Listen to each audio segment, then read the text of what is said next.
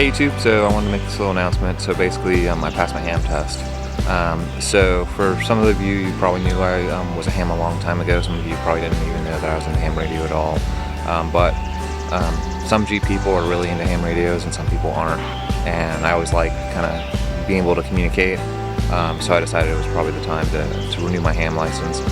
I got my ham license originally when I was like 15. I'm pretty old, so 30 years ago, yeah. And I let it lapse, so I had to go and completely retake the test all over again. So I went and I retook the test, and they gave me this crappy ham call sign that I didn't like.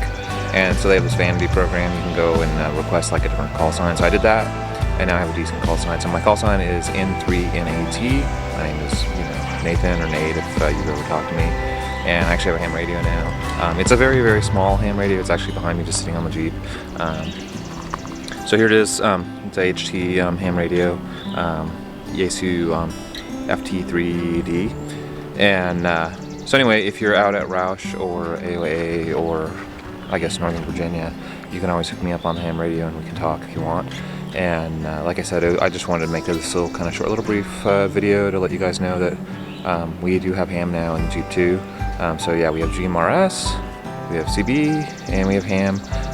I plan on probably at some point getting a ham, like an actual mobile rig in the truck that is much higher power and everything.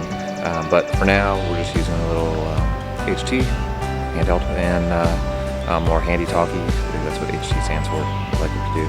And so anyway, we're gonna keep releasing our videos on our Jeep and our camper and our life and everything. And we will see you around. And yeah, I also have my KYD shirt on that came in the mail. So